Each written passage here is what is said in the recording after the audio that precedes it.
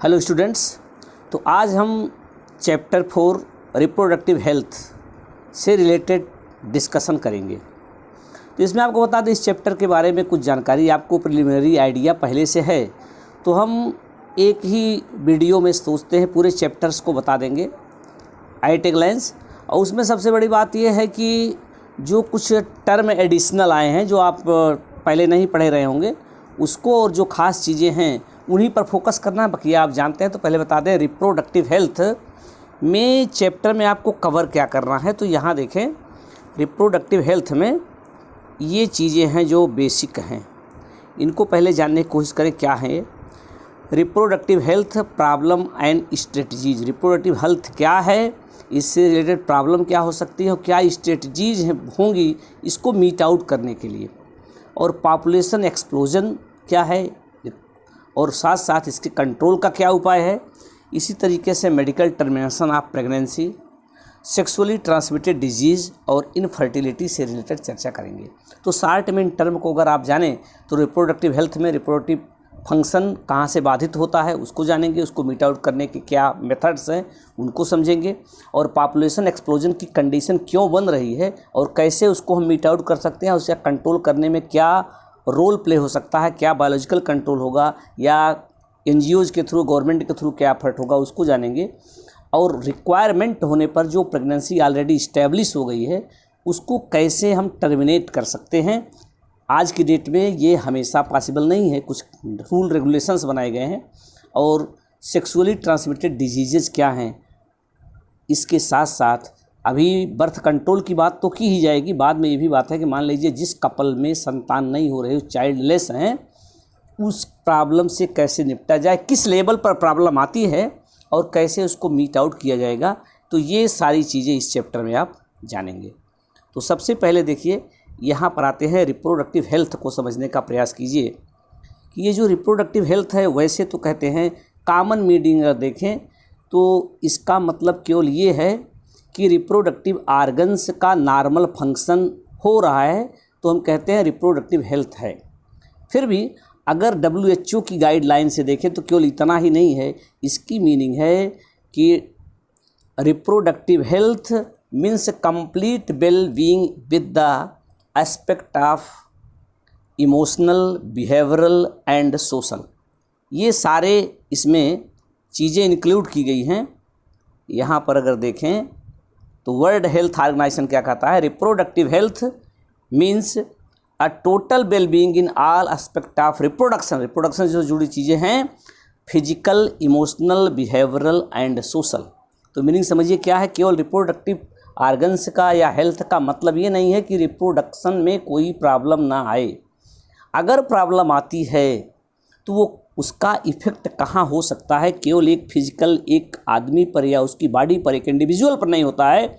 इसका इफ़ेक्ट उसके और एस्पेक्ट पर पड़ता है, उसके बॉडी परफॉर्मेंस पर पड़ता है, उसके बिहेवियर पर पड़ता है, और अल्टीमेट चूँकि एक इंडिविजुअल का रोल होता है पूरी सोसाइटी में, तो उसका सोशल आउटपुट भी मिलता है।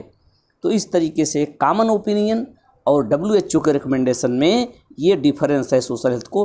अब आते हैं सबसे पहले प्रॉब्लम एंड स्ट्रेटजीज़ की। जब बात करते हैं तो हमने कहा था दो एस्पेक्ट बेसिकली इसमें कंसीडर करना है। एक तो रिप्रोडक्टिव आर्गन से रिलेटेड रिप्रोडक्टिव हेल्थ में प्रॉब्लम्स क्या हैं, और दूसरी बार बात करेंगे ये यानी रिप्रोडक्शन जो हो रहा है इसको कंट्रोल करने से रिलेटेड बात करना है, और दूसरी में बात आएगा कि अगर रिप्रोडक्शन नहीं हो पा रहा है, फर्टिलाइजेशन नहीं हो पा रहा है, उससे रिलेटेड बात करनी है। सबसे पहले ये जो पॉपुलेशन ग्रोथ हो रही है इसके रिगार्डिंग हमें चर्चा करनी है कि और पॉपुलेशन ग्रोथ से क्या होगा। आप SST लेवल पर भी जानते हैं, इससे बहुत सी प्रॉब्लम आ सकती हैं। तो ये बात आज नहीं, बहुत पहले ही महसूस कर ली गई कि भले ही हमारे पास कितने संसाधन बढ़ जाएं, साइंस डेवलप करती जा रही है, लेकिन अगर ये पॉपुलेशन ग्रोथ इस तरह से होती रही, अभी आगे कुछ डाटा भी है कि अलग अलग जनगणना में क्या संख्या बढ़ी है, तो जिस रेशियो में संख्या बढ़ रही है अगर ऐसे बढ़ती गई तो जाहिर सी बात है साइंस भले ही डेवलप कर जाए, क्रॉप प्रोडक्शन भले ही बढ़ जाए, लेकिन एक कंडीशन आएगी कि हम कंट्री के हर व्यक्ति तक वो सुविधाएं जो उसको मिलनी चाहिए उसको प्रोवाइड करने में कोई भी कंट्री कैपेबल नहीं होगी। भाई धीरे धीरे वो जो लैंड एरिया है, एग्रीकल्चर एरिया, वो भी डिवाइड हो जाएगी, अलग अलग करना होगा। जो प्रोडक्शन होगा उसकी भी एक लिमिटेशन है। भले ही ग्रीन हाउस ला करके आपने कह दिया ग्रीन रिवोल्यूशन आई या वाइट रिवोल्यूशन आई, तरह तरह के रिवोल्यूशन करके हम प्रोडक्शन को तो बढ़ा सकते हैं और बढ़ा भी है, बहुत बढ़ा है। लेकिन अगर कंसीडर नहीं करते हैं पॉपुलेशन ग्रोथ को तो अल्टीमेट हम इसको कंट्रोल नहीं कर पाएंगे, सारी सुख सुविधाएं मिल नहीं पाएंगी। इसलिए सबसे पहले एक हमारे यहाँ इंडिया में एक इनिशिएटिव इसके लिए लिया गया, एक पहल हुई, शुरुआत हुई और जिसको नाम दिया गया फैमिली प्लानिंग का। ये 1951 का पहला इनिशिएटिव था कि ये जो पॉपुलेशन बढ़ रहा है इसको देख के जो प्रॉब्लम है, जो रिक्वायरमेंट्स है उसको फुलफ़िल नहीं कर पाएंगे तो उसके लिए कुछ सोचना पड़ेगा। तो क्या सोचा गया? सबसे पहले फैमिली प्लानिंग के बारे में सोचा गया। अब ये फैमिली प्लानिंग कैसे की जाएगी, पॉपुलेशन ग्रोथ को कैसे कंट्रोल किया जाएगा? तो फैमिली प्लानिंग तो था ही, लेकिन समय के साथ उसका रूप बदलता गया और अल्टीमेट ये एक नया टर्म आपको जानना है, ये है RCH। RCH means reproductive and child health care. मान के चलिए फैमिली प्लानिंग इससे अलग नहीं है, फैमिली प्लानिंग भी इसी में है, लेकिन एक उसके रेंज को बढ़ा दिया गया और ये reproductive and child health care नाम दे दिया गया। इसमें फैमिली प्लानिंग भी आती है, यानी ये बाद का इनिशिएटिव है उसके बाद का, और इसका दायरा थोड़ा सा बढ़ गया। अब इसका जो भी पर्पस था उसको पब्लिक में पहुंचाने के लिए, पब्लिक को अवेयर करने के लिए तरह तरह के गवर्नमेंट लेवल पर, NGOs के लेवल पर, प्रिंट मीडिया से या इलेक्ट्रॉनिक मीडिया से इस चीज़ को, इसके क्या बेनिफिट हो सकते हैं, इसको बता करके लोगों को अवेयर करने का प्रयास किया जाने लगा। तो इसका फुल फॉर्म आपको जानते रहना। यहाँ पर RCH क्या है? Reproductive and child health care programme.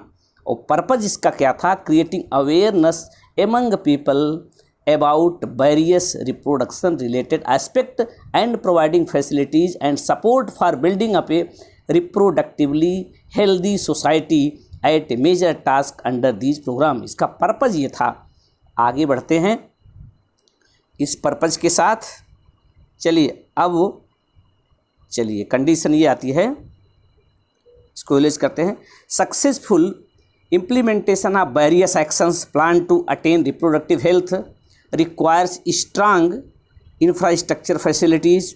तो ये जो पर्पज़ बनाया गया इसको सॉल्व करने के लिए बहुत सी रिक्वायरमेंट्स हैं। उस रिक्वायरमेंट्स के लिए प्रोफेशनल एक्सपर्ट्स की रिक्वायरमेंट है और साथ साथ समय समय पर अलग अलग टेक्निक अडाप्ट की जाती रहेगी।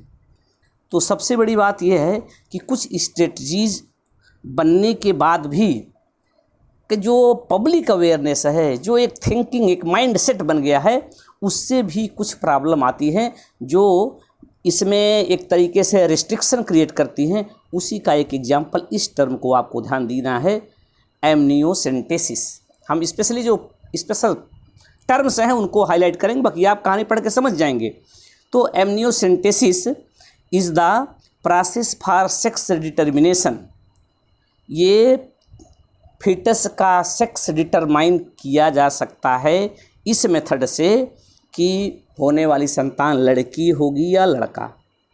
तो आज की डेट में या आज से कुछ पहले जो एक टेंडेंसी बन गई है कि नेचुरली तो मेल फीमेल के होने के चांसेस लगभग बराबर हैं, 50-50% चांसेस, लेकिन ऐसा नहीं हो रहा। उसका ना होने के कई नेचुरल रीजन भी हो सकते हैं, लेकिन सबसे बड़ा उसमें जो आर्टिफिशियल चक्कर है वो जान करके आपने सुना होगा फीमेल फिटिसाइड एक्शंस हो रहे हैं, कन्या भ्रूण हत्या के रूप में जिसको जानते हैं। तो एमनियोसेंटेसिस मेडिकली कभी कभी रिक्वायर्ड होता है, ज़रूरी होता है, लेकिन उसका मिसयूज करके कितने हत्याएं हो जाया करती थी ये भी उचित नहीं था।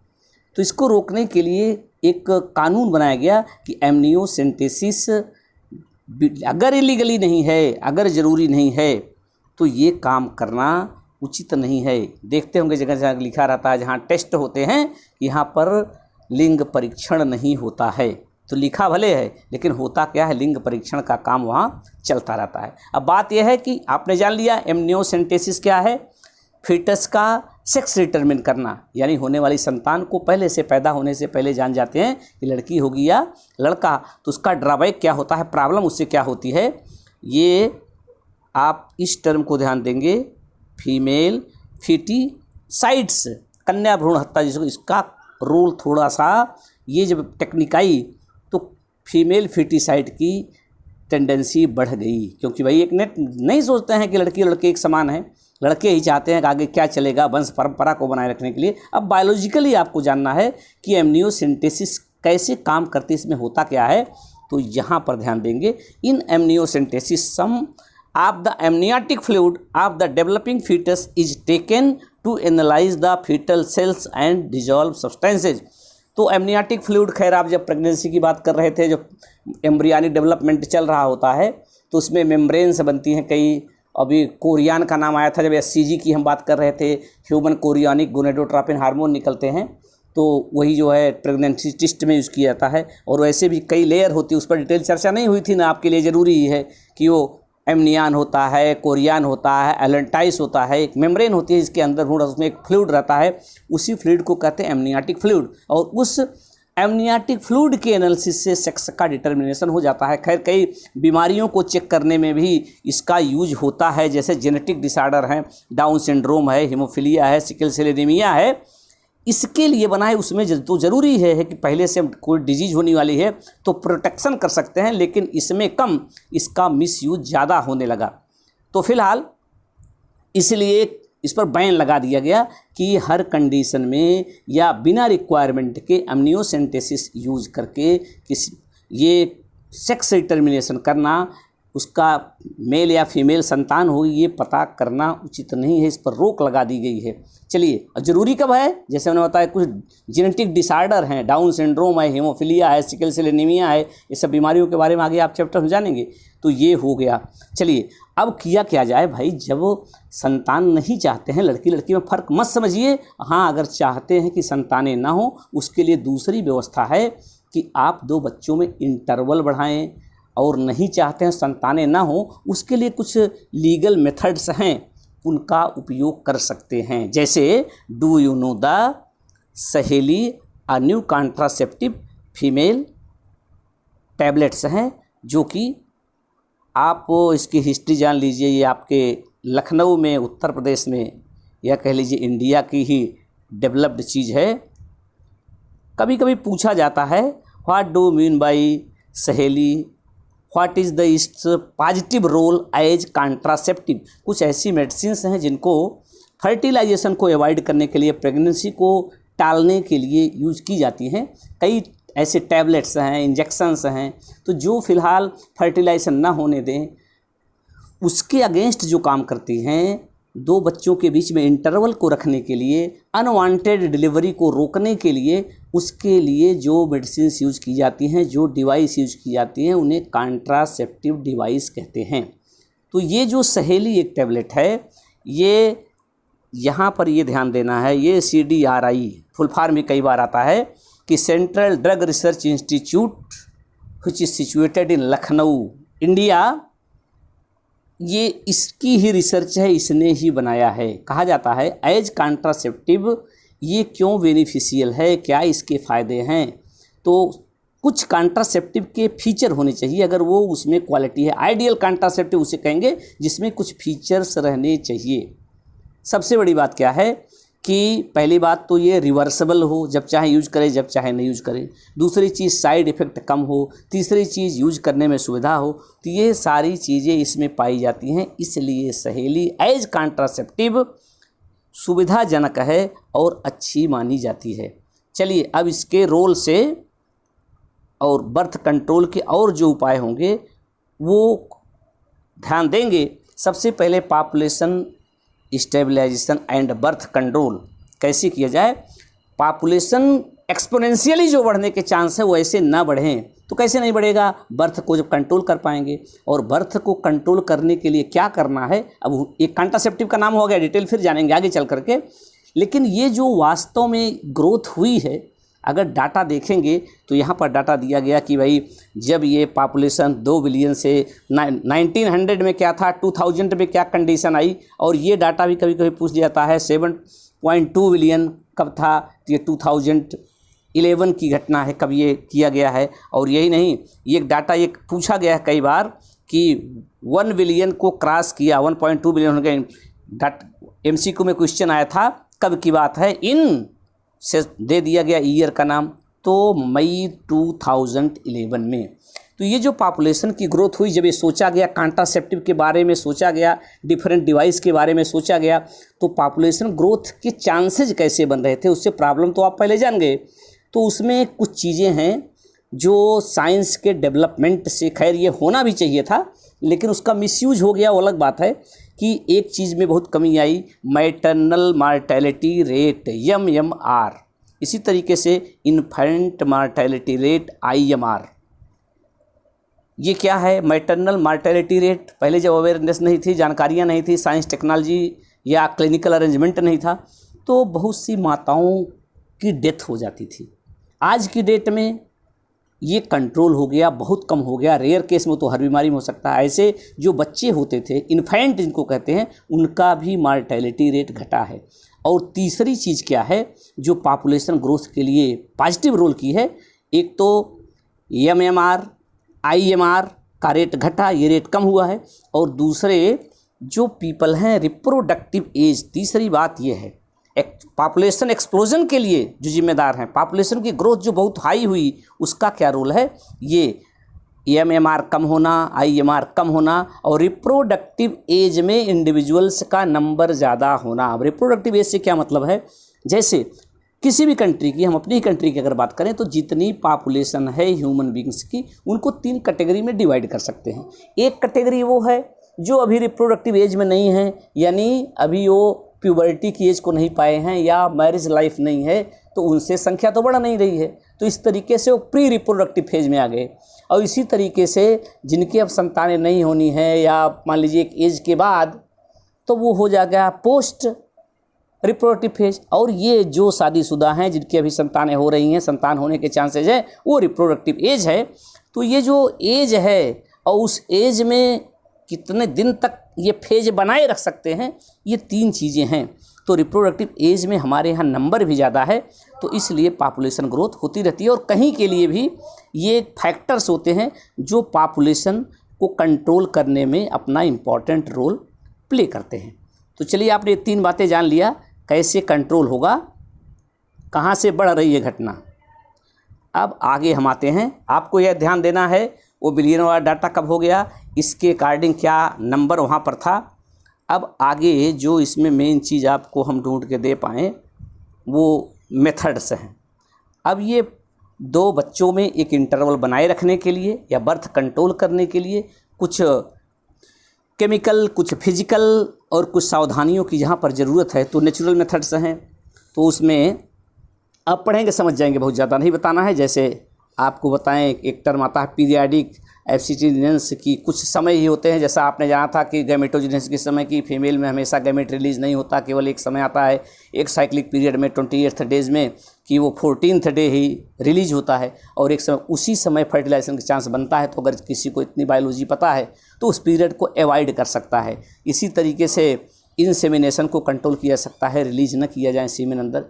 तो या लैक्टेशन एमिनोरिया है, जब तक वो माँ कभी कभी बच्चे को दूध पिलाती रहती है, उस समय साइक्लिक प्रोसेस अपने आप नहीं चलता, उस बीच भी चांस नहीं रहता है। फिलहाल ये आइडेंटिफाई करना होता है। इसी तरीके से बैरियर मेथड्स हैं कई, इनको आप देख लेंगे। बैरियर का मतलब जो मेल गैमीट और फीमेल गैमीट के मिलने में बैरियर का काम कर सके, उनमें अड़चन डाल सके, मिल ना पाएँ, उन्हीं को हम कहते हैं बैरियर्स। लाइक कंडोम्स हैं, डायाफ्राम है, कॉपर्टीज हैं, ये है, इनके बारे में पढ़ करके आप उनको जानेंगे, कोई दिक्कत होगी तो पूछेंगे। इसी तरीके से कुछ ऐसे इक्विपमेंट्स आते हैं जिनको यूटरस से अटैच करते हैं या वहाँ लगा देते हैं, जो मेल और फीमेल गैमीट, ओवम और स्पर्म को नहीं मिलने देते हैं। चूँकि अंदर इंजर्ट किए जाते हैं, इसीलिए इन्हें कहते हैं intra uterine devices. Intra uterine devices अब उनके अपने मोड ऑफ एक्शन अलग हैं, कैसे काम करता है। जैसे कॉपर रिलीज करते हैं तो कॉपर रिलीजिंग जो होते हैं उसका IODS है, COT है, कॉपर 7 है, मल्टीलोड है। ये जो नाम दिए गए हैं सबके अपने फंक्शन होते हैं कि ये हार्मोन रिलीजिंग हैं, या जैसे हार्मोन लेवल पर जो बर्थ कंट्रोल का एफर्ट किया जाता है तो उसको जैसे प्रोजेस्टेरॉन है, एस्ट्रोजेंस हैं, ये हार्मोनल ट्रीटमेंट दिया जाता है। तो इसको पढ़ेंगे जो दिक्कत होगी तो उसको पूछेंगे। पिल्स का मतलब वो सारे टैबलेट्स हो गए जो यूज किए जाते हैं। आज के डेट में तो ऐसे भी टैबलेट्स आ गए हैं जैसे आफ्टर 72 है कि मतलब अगर मान लीजिए कि अवॉइड करते हैं, बचाने का प्रयास करते हैं, लेकिन अगर चांस बन ही गया फर्टिलाइजेशन का तो फर्टिलाइजेशन के 72 आवर्स बाद भी अगर इसको दिया जाता है तो आगे एम्ब्रियनिक डेवलपमेंट नहीं हो पाता है। कुछ ऐसे हैं जो 1 वीक तक काम कर सकते हैं। तो ये तमाम आज की डेट में डिवाइसेस हो गई हैं, ये टेम्पररी अरेंजमेंट्स हैं। लेकिन उसमें सबसे बड़ी बात एक जो पूछी जाने वाली चीज़ है वो स्टेरिलाइजेशन है। उसमें क्या करना है कि परमानेंटली ऐसा व्यवस्था कर दी जाती है कि आगे फर्टिलाइजेशन के चांस ही ना बने। तो चांस कैसे नहीं बनेगा, इसी को सर्जिकल मेथड भी कहते हैं, परमानेंट मेथड कहते हैं। ये इरिवर्सिबल होता है। कभी कभी लोग प्रयास करते हैं कि इसको भी रिवर्सिबल कर दें। मान लीजिए ऑपरेशन कर दिए, कोई किसी के एक बच्चा है, बाद में सोचते हैं संतानें हो या वो नहीं रहे, तो कभी कभी लेकिन सक्सेस रेट बहुत कम है। इस तरीके से मान के चलिए लगभग ये परमानेंट व्यवस्थाएं हैं। तो इसमें क्या किया जाना है, कंटिन्यू अगर इसका बात करें तो ये सिजेरियन व्यवस्था की हम बात कर रहे हैं। इसमें क्या किया जाता है कि स्टेरिलाइजेशन में जैसे ये फीमेल रिप्रोडक्टिव सिस्टम है, ये आप जान रहे हैं, ये मेल रिप्रोडक्टिव सिस्टम है। तो मेल रिप्रोडक्टिव सिस्टम और फीमेल रिप्रोडक्टिव सिस्टम के मेन पार्ट पर आते हैं। जैसे ये टेस्टिस है तो टेस्टिस में स्पर्म बनता है और ये वॉइस डिफरेंस से हो करके जा करके आगे फिर यूरेथ्रा से रिलीज होता है। इसी तरीके से फीमेल में ओवम या फीमेल गैमेट यहाँ बनेगा और ये फेलोपियन ट्यूब से होते हुए यूट्रस से होते हुए आगे जाता है और ये बीच में फर्टिलाइजेशन होता है। तो इसमें क्या किया जाता है, मेल में जो स्टेरिलाइजेशन का प्रोसेस है, जो सर्जिकल मेथड है, इसमें वॉइस डिफरेंस को बीच में यहाँ देखिए कट कर दिया गया।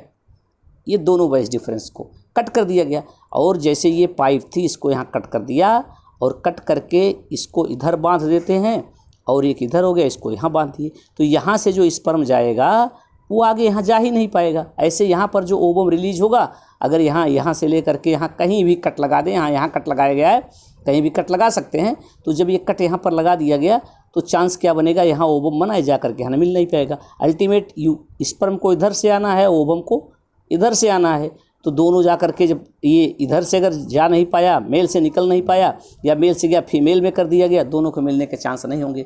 तो चूंकि इसमें मेल में वॉइस डिफरेंस को काट के बांध देते हैं, वॉइस डिफरेंस को काटते हैं, इसीलिए इसे वॉइसेक्टोमी कहते हैं। और इसमें फेलोपियन ट्यूब को कट की जाती है फीमेल में, इसीलिए इसे ट्यूबेक्टोमी कहते हैं। तो vasectomy and tubectomy are the surgical method for the sterilisation in male and female respectively. नाम जानते रहना है। कॉमन भाषा में इसी को कहते हैं नसबंदी भी, मेल की नसबंदी और फीमेल की नसबंदी, आप समझ गए। और टेक्निकली उसे क्या कहेंगे, वॉइसेक्टोमी एंड ट्यूबेक्टोमी। चलिए आगे बढ़ते हैं। तो भैया ये परमानेंट और एक हो गया टेम्पररी अरेंजमेंट। जैसी ज़रूरत होती है इंटरवल मेंटेन करने के लिए दो बच्चों के बीच में ये करते हैं, और परमानेंट करना होता है तो सर्जिकल मेथड एडाप्ट करते हैं। अब एक तीसरी कंडीशन आती है, मेडिकल टर्मिनेशन ऑफ प्रेगनेंसी। अब मान लीजिए इसमें प्रेगनेंसी इस्टेब्लिश ही हो गई या फर्टिलाइजेशन हो ही गया, तो अब उस कंडीशन में भी जो ग्रोइंग एम्ब्रियो है उसको टर्मिनेट किया जा सकता है। ऐसी भी व्यवस्था आज की डेट में आ गई है। तो उसको 2 कैटेगरी में रखते हैं। अगर मान लीजिए इनिशियल फेज में या pregnancy before full term is called medical termination of pregnancy, यानी अगर ये पूरा डेवलप नहीं हुआ, यानी डिलीवरी के पहले यदि प्रेगनेंसी को फिनिश कर दिया जाए, यानी ग्रोइंग एम्ब्रियो को बॉडी के बाहर निकाल दिया जाए मेडिकली, तो इसे कहते हैं मेडिकल टर्मिनेशन ऑफ प्रेगनेंसी।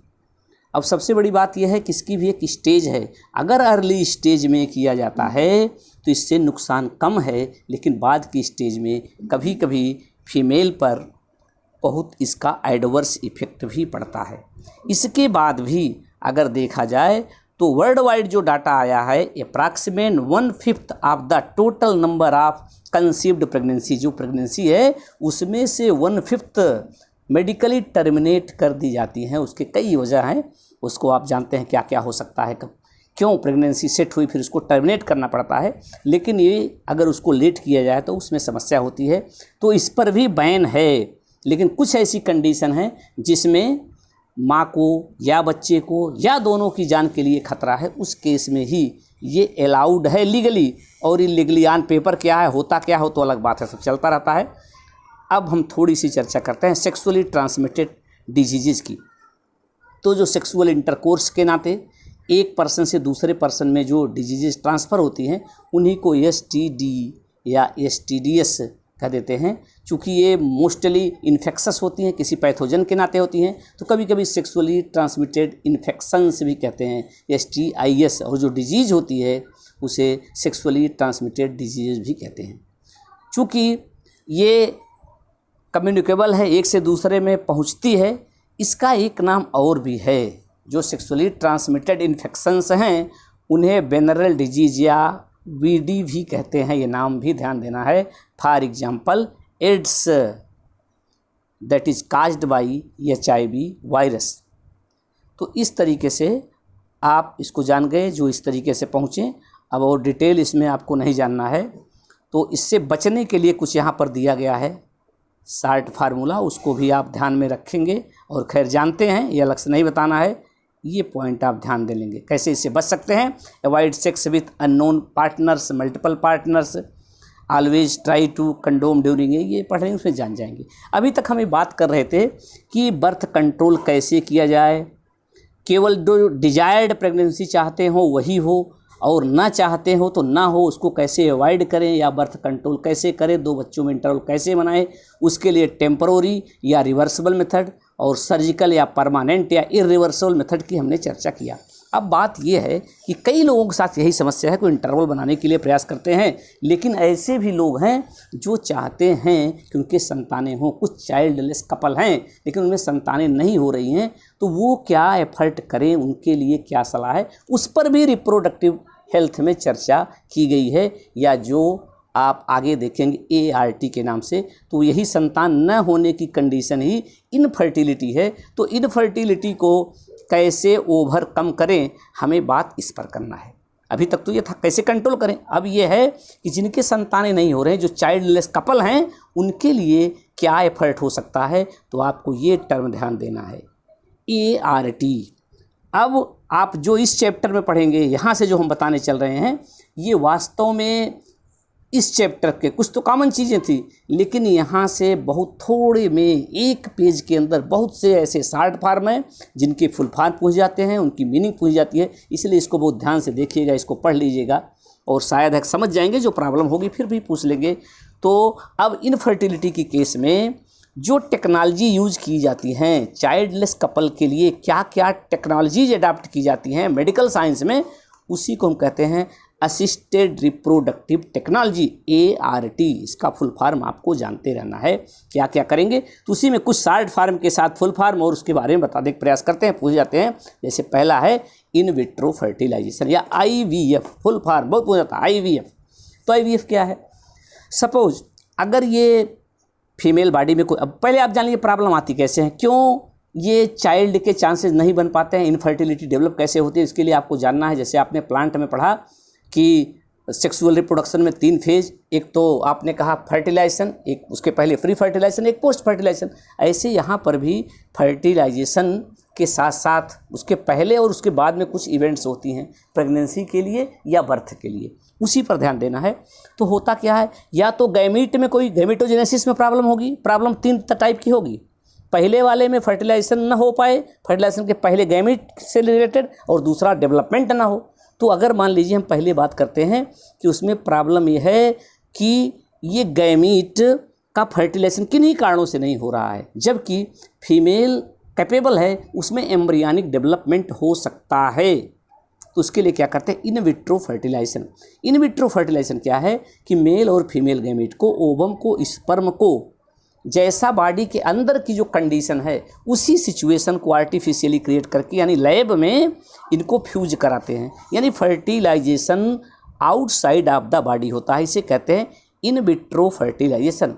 तो इन विट्रो फर्टिलाइजेशन या IVF is the fertilisation outside of the female body, और ये जनरली कहाँ, टेस्ट ट्यूब में कराया जाता है, कैसी कंडीशन क्रिएट करके। तो अब जब ये जाइगोट बन गया बाहर टेस्ट ट्यूब में, इसीलिए कभी कभी इस टेक्निक से जो संतानें होते हैं उन्हें टेस्ट ट्यूब बेबी कहते हैं। अब करेंगे क्या, अब ये फर्टिलाइजेशन हो गया तो जाइगोट को या एम्ब्रियो कह लीजिए, उसमें डिवीजन हो गया, इसको ट्रांसफ़र कर देते हैं बॉडी में। तो अब जो संतान होगी उसी कहते हैं टेस्ट ट्यूब बेबी। अब ये जो ट्रांसफ़र किया जाएगा, फर्टिलाइजेशन टेस्ट ट्यूब में करा करके फीमेल बॉडी में ट्रांसफ़र किया जाएगा, तो उसके लिए कुछ टर्म्स आते हैं। उन टर्म्स की बात करते हैं कि कौन कौन नाम यहाँ यूज हो सकते हैं। स्पेशली बहुत पूछा जाता है जिफ्ट एंड गिफ्ट। तो आइए, ये जिफ्ट और गिफ्ट क्या हैं, ठीक भैया, ये यहाँ से हम ध्यान देना चाह रहे हैं। ये पहले जिफ्ट, ZIFT, जाइगोट इंट्राफैलोपियन ट्रांसफ़र। चूँकि जाइगोट बन गया, अब जाइगोट में क्लीवेज होगा, ब्लास्टोमियर बनेंगे, जिसके बारे में आपने सुन लिया ऑलरेडी। ये जो ब्लास्टोमियर बनते हैं, अगर 8 सेल्ड स्टेज तक, 8 ब्लास्टोमियर की स्टेज तक इसको ट्रांसफ़र करते हैं। जैसे आपने जाना था फैलोपियन ट्यूब में एम्पुला और इस्थमस के जंक्शन फर्टिलाइजेशन हुआ, धीरे धीरे चलते हुए यूट्रस में पहुंचता है। तो यूट्रस में पहुंचने से पहले वो 8 सेल्ड स्टेज आ जाता है, 8 ब्लास्टोमियर बन जाते हैं। तो अगर इस 8 ब्लास्टोमियर स्टेज तक इसको ट्रांसफ़र करते हैं तो इसे कहते हैं जाइगोट इंट्राफैलोपियन ट्रांसफ़र, फैलोपियन ट्यूब में ट्रांसफ़र करते हैं। अगर इसके बाद करते हैं, जैसे मान लीजिए 8 के आगे, 8 के बाद 16 सेल बन जाएंगी, तो अब इसे आगे नाम देंगे इंट्रा, ये चलिए उसकी चर्चा IUT, ठीक भैया, IUT इसे कहेंगे। यहाँ देखिए थोड़ा सा, ठीक है। जिफ्ट क्या हो गया, जाइगोट इंट्राफैलोपियन ट्रांसफ़र। जब 8 ब्लास्टोमियर स्टेज तक इसको ट्रांसफ़र करते हैं तो फैलोपियन ट्यूब में ट्रांसफ़र करते हैं, इसीलिए इसे कहते हैं जाइगोट इंट्राफैलोपियन ट्रांसफ़र। और अगर इसके बाद करते हैं तो इसको यूटरस में ट्रांसफ़र कर देते हैं, तब इसे कहते हैं इंट्रा यूटेराइन ट्रांसफ़र। और इसके बाद का उसका जो डेवलपमेंट होता ऐसे ही होता है जैसे फीमेल बॉडी में होता, और फीमेल बॉडी में जैसे होता है डेवलपमेंट, तो इसको आप कहते हैं इन विवो फर्टिलाइजेशन। बाहर होता है तो इन विट्रो, और फीमेल बॉडी में फर्टिलाइजेशन होता है इन विवो फर्टिलाइजेशन। तो जैसा इन विवो फर्टिलाइजेशन के बाद एम्ब्रियनिक डेवलपमेंट होता है, वैसे ही इन विट्रो फर्टिलाइजेशन के बाद उसका डेवलपमेंट करने के लिए या तो एज जिफ्ट या IUT के थ्रू या जाइगोट इंट्राफैलोपियन ट्रांसफ़र कर देंगे, या इंट्रा यूटेराइन ट्रांसफ़र करके आगे का डेवलपमेंट वैसे करते हैं। अब एक दूसरी कंडीशन पर विचार करते हैं। अब मान लीजिए किन्हीं कारणों से मेल में या फीमेल में प्रॉब्लम आती है। जैसे प्रॉब्लम है, गैमिट नहीं बन रहा है, तो गैमिट न बनने की प्रॉब्लम किस में होगी, या तो हो सकता है ये मेल बॉडी में हो, या हो सकता है फीमेल बॉडी में हो। ऐसी कंडीशन में मान लीजिए अगर फीमेल में प्रॉब्लम नहीं है, मेल में है, या मेल में प्रॉब्लम है फीमेल में नहीं है, तो उसके अकॉर्डिंग अलग अलग टेक्निक अडाप्ट की जाती हैं। जैसे एक नया नाम आ गया गिफ्ट, गैमीट इंट्राफैलोपियन ट्रांसफ़र। अब इसमें क्या करेंगे, सपोज ओवम को आप उस फीमेल बॉडी में नहीं बन रहा है, अगर उसमें नहीं बन रहा है तो क्या कर सकते हैं, ओवम कहीं से ले करके उसको क्या करते हैं, फैलोपियन ट्यूब में ट्रांसफ़र कर देते हैं।